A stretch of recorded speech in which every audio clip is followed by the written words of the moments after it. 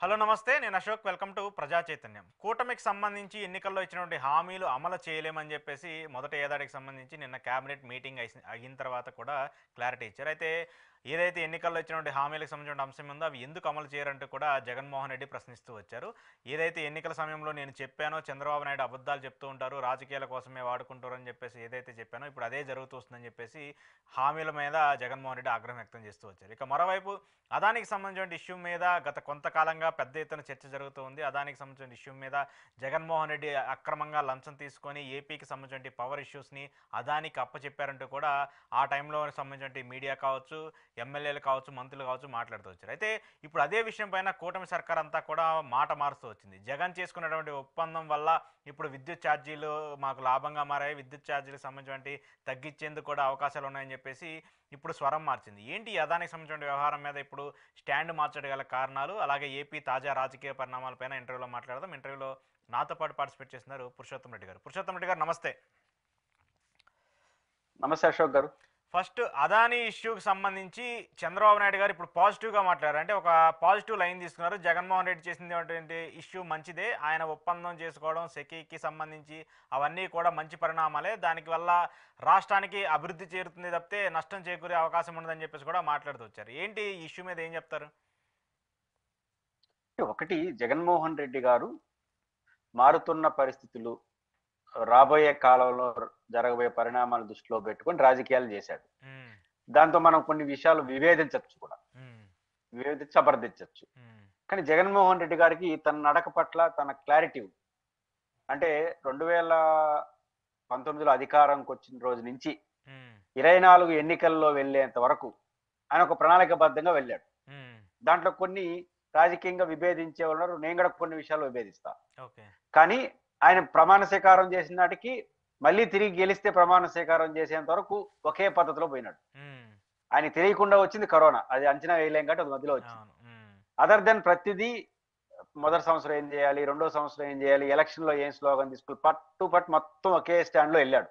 ఉమ్, దీంట్లో ఆయన తీసుకున్న లైన్ ఏంటంటే, రాష్ట్ర రాజకీయాల విషయాల్లో కేంద్రంతో ఘర్షణ వద్దు.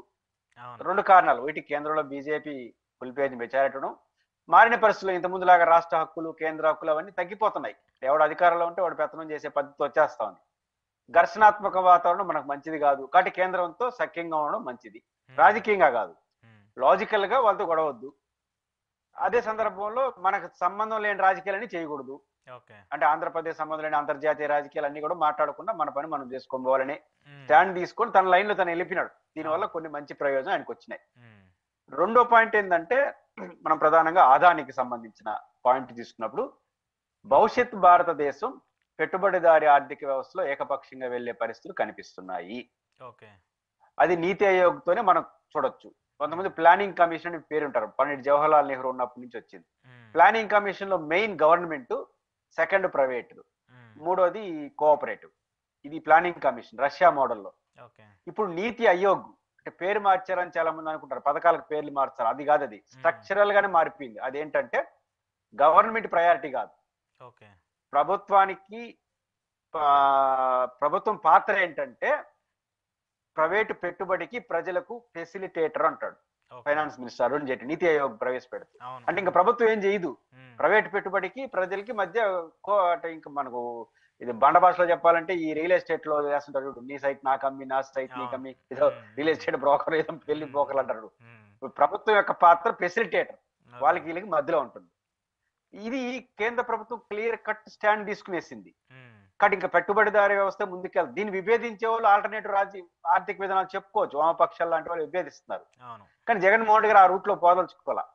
ఇది తెలిసి దాంట్లోనూ ఆదాని లాంటి వాళ్ళు, రిలయన్స్ లాంటి వాళ్ళు నెంబర్ 1 ప్లేస్ లో ఉండబోతారు భవిష్యత్తులో అనేది క్లియర్ గా అర్థమైపోతుంది. అర్థమైనప్పుడు వాళ్ళతో అడ్జస్ట్ చేసుకోవడం, వాళ్ళని కూడా ఉపయోగించుకోవడం, వాళ్ళు పెట్టే పెట్టుబడులు రాష్ట్రాన్ని రప్పించుకోవడం అనివార్యం. ఇది అవసరం అని నేను నిర్ణయించుకున్నాడు. మొహమాటం లేకుండా ఎవరు ఎన్ని విమర్శలు చేసుకున్నా, ఆదాని అంటే నరేంద్ర మోడీకి, అమిత్ షాకి చాలా కావాల్సినాడు కాబట్టి, ఈయన కేసులు ఉన్నాయి కాబట్టి ఈయన భయపడిపోయేసారంటారు. ఇట్లాంటి మాటలు మాట్లాడినా మీరు ఏమన్నా మాట్లాడుకొని నా స్టైల్ అనేది పోయినాడు. అందువల్ల ఆదాని గ్రూప్ వాళ్ళు చాలా పెట్టుబడులు పెట్టారు, రిలయన్స్ వాళ్ళు చాలా బాగున్నారు, అందరూ బాగున్నారు. ఈ విషయంలో చంద్రబాబు నాయుడు గారు భిన్నాభిప్రాయాలు లేవు. ఇదే స్టాండ్ చంద్రబాబు గారిది కూడా. కాబట్టి చంద్రబాబు గారిది కొంచెం ఉత్సాహం ఎక్కువ. అవసరమైనప్పుడు అమెరికా రాజకీయాలు కూడా చేస్తానంటాడు, అవసరం లేనప్పుడు ఆంధ్రప్రదేశ్ రాజకీయాలు చేస్తానంటాడు. ఇట్లాంటి స్టైల్ ఉంటుంది. జగన్ తిట్టాలి కాబట్టి వాళ్ళందరినీ తిట్టడం మొదలెట్టాడు. ఇక్కడ చిక్కుకుంటున్నారు. ఇక్కడ ఆదాని విషయంలో మీరు అడిగిన ప్రశ్న ప్రకారం ఆదానిని మళ్ళీ చంద్రబాబు అంటే అనివార్యం, అది దాన్ని వదిలిపోయే పరిస్థితి చంద్రబాబు గారు లేరు. లేనప్పుడు మౌనంగానే ఉండాలి. ఈ మౌనంగా కూడా ఉండరు, మళ్ళీ చేస్తారు. ఇప్పుడు బెస్ట్ ఎగ్జాంపుల్ 2 ఉన్నాయి. ఏంటది? Land title act. జగన్ తిట్టాలి కాబట్టి తిట్టేసి దాన్ని రద్దు చేసి పడేసినాడు. మళ్ళీ దాన్ని మెల్లిగా లైన్ లో తీసుకొస్తున్నాడు. కారణం ఏంటంటే ల్యాండ్ టైటిల్ పేరు ఏదైనా మారుస్తారేమో, land title act, land title related రాకపోతే వాళ్ళు సమ్ పర్సంటేజ్ ఆఫ్ ఇన్వెస్ట్మెంట్ అయిపోతాయి, ఇన్సెంటివ్స్ కేంద్ర ప్రభుత్వానికి. రెండోది ఈ సెక్యూతో ఒప్పందాలు చేసుకోకపోతే సమ్ పర్సంటేజ్ ఇన్సెంటివ్ అయిపోతాయి. ఇవన్నీ జగన్ గారు ఏం చేశాడు? ఒకటి రాబోయేది ఆదాని అంబానీ లాని కాలం, రెండోది ప్రైవేట్ కాలం. కేంద్ర ప్రభుత్వం దీంట్లో వేగంగా అడుగులేస్తా ఉంది. ఈ వేసే క్రమంలో చాలా రాష్ట్రాలు భయపడుతున్నాయి, తొందరపడదామా వద్దని. దాన్ని సాగ్గా చూపించి కేంద్ర ప్రభుత్వం ఏం చేస్తుంది? మీకు కొంచెం ఇన్సెంటివ్ వేస్తాం, మీకు కొంత అప్పులు పెంచుకునేదానికి అవకాశం ఇస్తాం. ఇదే ఇన్సెంటివ్ అంటే కేంద్ర ప్రభుత్వం. ఈ సంస్కరణలు, మున్సిపల్ సంస్కరణలు, విద్యుత్ సంస్కరణలు, తర్వాత ల్యాండ్ టైటిల్ ఇవన్నీ తీసుకొస్తే మీకు కొంత చేస్తాం, మీకు అప్పుల్లో ప్రయారిటీని. దీన్ని దృష్టిలో పెట్టుకుని రాబోయేది ఇదే కాలం అయినప్పుడు దీన్ని మనం తీసుకుంటున్నప్పుడు ఎసులుబాటు ఉపయోగించుకుని కొంత పర్సంటేజ్ తీసుకుందాం అనే యాంగిల్లో జగన్ గారు వెళ్ళారు. వాళ్ళు ఇచ్చిన ఆఫర్ దాన్ని ఎదుర్కొనే పరిస్థితి లేదు, దానికి ఆల్టర్నేటివ్ లేదు. ఇప్పుడు దేశంలో ఇంకో ఆల్టర్నేటివ్ పాలిటిక్స్ లేవు. కాంగ్రెస్ వచ్చి ఇదే చేసేది, కాబట్టి ఆదాని ప్లేస్ లో ఎల్ఐ రావచ్చు, పుల్లై రావచ్చు. తేడా ఏంటంటే కాన్సెప్ట్ ఒకటే. కాబట్టి కాన్సెప్ట్ ఒకటి అయినప్పుడు కొత్తగా పోయేది ఉంది, మనం మార్చలేము. ఒక ప్రాంతీయ పార్టీ ఏం చేస్తుంది అనేది ఆయన ఆ స్టైల్లో పోయినాడు. వీళ్ళు రాజకీయ అవసరాల కోసం జగన్ నెత్తిన రాళ్ళేయడం కోసం వేసేసినారు. ఇప్పుడు పని అయిపోయింది, గెలిచిపోయారు. మళ్ళీ మొదటికి వస్తుంది కదా అప్పులు, ఆస్తులు, మళ్ళీ ఆదాని అంబానీలే కదా. కాబట్టి ఈ పరిస్థితిలో వాళ్ళని ఏం అనలేరు. అందువల్ల ఇంకా మెల్లిగా ఆ రాగం ఎత్తుకున్నారు. ఓకే, అంటే ఇప్పుడు రాగం అంటే అరెస్ట్ అయిపోతున్నాడు, బెయిల్ రద్దు అయిపోతుంది, దొరికిపోయాడు, 1500 కోట్లు, 2100 కోట్లు, ఇవన్నీ కూడా మనం చూస్తూ వచ్చాం. ఇక షర్మిల గారు అయితే ఇంకొంచెం ముందుకెళ్ళి బోన్లు పట్టుకొని తిరిగారు, అటు ఇటు అరెస్ట్ చేయాలి మా అన్నని. ఏంటి ఇప్పుడు స్వరం మారింది? ఓకే, మరి దీనికి సంబంధించి ఏదైతే ఒప్పందాలు జరిగాయో మరి వాటిని రద్దు చేసుకోవాలి కదా జగన్మోహన్ రెడ్డి తప్పు చేశాడు అనుకున్నప్పుడు. బేసిక్ గా ఆదాని జగన్మోహన్ రెడ్డి గారికి లంచం ఇచ్చాడు కాబట్టి తెలుగుదేశం వాళ్ళు చెప్తున్నారు, లేదా ఆ మీడియా చెప్తుంది, ఈ కేసులో జగన్ గారు జైలుకి వెళ్తాడు. లంచం ఆ ఎర్ర చూపినోడు ఆదాని జైలుకి పోతాడుగా. అవును, అంటే అదానియే కదా మెయిన్. మీద ఫస్ట్ ఆదాన్ని పంపిస్తే మళ్ళీ ఇందులో పోయేది లోపలికి. ఆదాన్ని పంపకుండా ఎవరు పోరు. పాయింట్ ఏంటంటే ఆదాని అనే వ్యక్తిని జైలుకు పంపించాల్సిన నేరం చేసుంటే ఆయనతో ఒప్పందాలు ఏం చేసుకుంది మళ్ళీ రాష్ట్ర ప్రభుత్వం?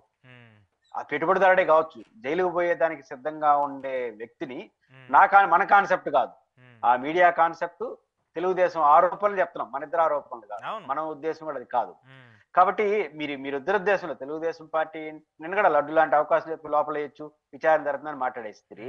ఆ మీడియా అయితే రేపు ఎల్లుండి అరెస్ట్ చేస్తారు, ఆదాని డబ్బులు ఇచ్చేయడని చెప్పినారు. కాబట్టి ఆదానిని అరెస్ట్ చేసే కేసు తప్పు ఆదాని చేసుంటే అరెస్ట్ కావడానికి నేరం చేసినోడితో ఒప్పందాలు చేసుకోవచ్చు అసలు రాష్ట్ర ప్రభుత్వాలు. అంతే కదా. ఇప్పుడు విశాఖపట్నంలో ఏకంగా ప్రభుత్వ కార్యాలయాన్ని ఇచ్చేసాడు, ఏదో బిల్డింగ్ కట్టాలనుకుంటున్నారుగా.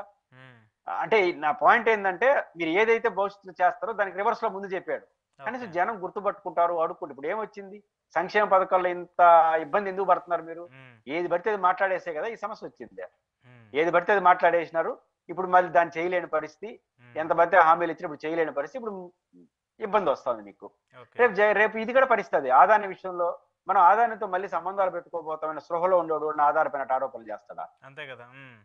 కాబట్టి ఖచ్చితంగా తెలుగుదేశం పార్టీ తను చేస్తున్న ఈ ఇది తన రాజకీయ శత్రుత్వం ఏదో ఒకటి వేసేస్తే పని అయిపోతుంది, ఆ కాలం గడిచిపోతుంది అనే ధోరణే ఇప్పుడు వాళ్ళు మెడకు చుట్టుకుంటా ఉంది. చివరికి ఆదానితో అన్ని చేసుకున్నాడు. రేపు ఏమంటారు?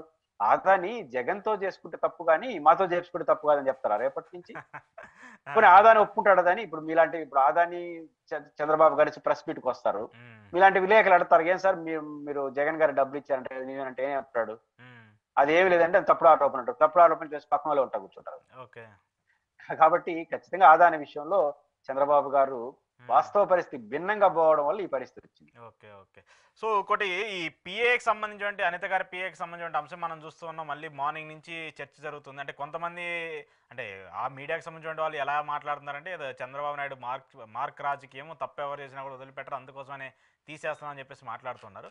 వాస్తవానికి జరిగింది అక్కడ భిన్నంగా కనిపిస్తుంది. ఏంటి ఈ మార్పులు అనిత గారి చుట్టూనే ఎలా జరుగుతున్నాయి? అనిత గారిని టార్గెటింగ్‌గా ఏమన్నా జరుగుతుందా? లేదంటే ఆమెకు సంబంధించి ఆమె పదవికి గండంగా ఉండేలాగా ఏమైనా ఉందా? నీకు హలో బ్రదర్ ఏదో సినిమా ఉంటుంది నాగార్జున గారిది డబుల్ యాక్షన్. ఆ! దాంట్లో రాజనాల అనే విలన్ ఉంటాడు. ఆ! ఆయన కొన్ని హీరోని కొట్టడానికి కొన్ని ప్లాన్లు చేస్తారు కదా, విలన్స్ ఎప్పుడు ప్లాన్ చేస్తుంటారు కదా. హ్మ్. అప్పుడు నాగార్జున గారి పాపులర్ డైలాగులు ఉంది. హ్మ్. రాజనాలుగా ఆయన మీద ఇది పాతకాలం వ్యూహాలన్నీ, అంటే నన్ను కొట్టడానికి చేస్తున్నావు, అది పోయింది, కొత్త కొత్త విలన్స్ కొత్త కొత్త ట్రెండ్లు వచ్చేసినాయి అంటాడు. హ్మ్. అంటే రాజనాలం కాలం నాటి విలనిజం చేస్తే ఇప్పుడు ఏడ సాధ్యం అవుతుంది? రాజనాల కాలం అయితే ఒక రాయి వేయడం, కొట్టడం, ఇప్పుడు తుపాకులు బాంబులతో బేల్ చేసుకుంటా అంటే ఇంకా ఆ కాలం ఏంద్రా బాబు అని తిట్టాడు హ్మ్. హీరో. హ్మ్. అది అయిపోయింది, అవుట్డేటెడ్ విలనిజం, ఇప్పుడు కొత్త విలన్స్ వచ్చేసారని చెప్పాడు ఆయన. హ్మ్. కాబట్టి ఇప్పుడు అంతా ఈ రాజనాల కాలం నాటి వ్యూహాలు ఇప్పుడు వీళ్ళు చేసేది. హ్మ్. అంటే ఇప్పుడు అనిత గారు పిఏ కావచ్చు, మనకి ఏం జరిగిందో తెలియదు. హ్మ్. చాలా చోట్ల పిఏల పైన ఆరోపణలు వచ్చినాయి అనుకుందాం కాసేపు. హ్మ్. అంటే ఆరోపణలు అంటే ఏంటి? రాంగ్ ట్రెండ్ లో డబ్బులు గిబ్బులు వసూలు చేసుకుంటా పనులు చేస్తున్నారు, అదే కదా దందాలు, అవే కదా. అవును. కాబట్టి ఒక విమర్శలు వచ్చేస్తాయి, హ్మ్. దందాలని. కాబట్టి ఇది ఎవరి మీద నెట్టేద్దాం? ఆ పిఏ మీద నెట్టేద్దాం.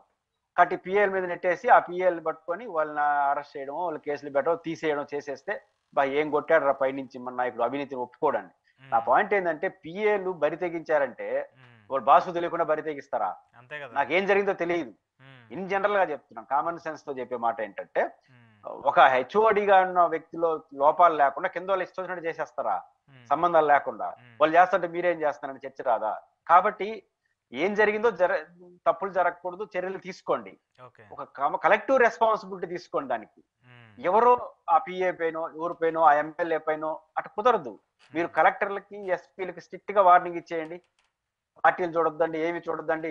ఎవరు తప్పు చేయనంటే రేపు తలారితో మంత్రులు కానీ ఎవరైనా తప్పు చేస్తారో చూద్దాం, ఎమ్మెల్యేలు తప్పు చేస్తారు, మనమేమో ఎమ్మెల్యేలు కలెక్టర్లకు చెప్పాల్సింది చెప్పేస్తాం ఆఫ్ ద రికార్డ్ గా. వీళ్ళు హ్మ్. తప్పులు చేస్తుంటారు.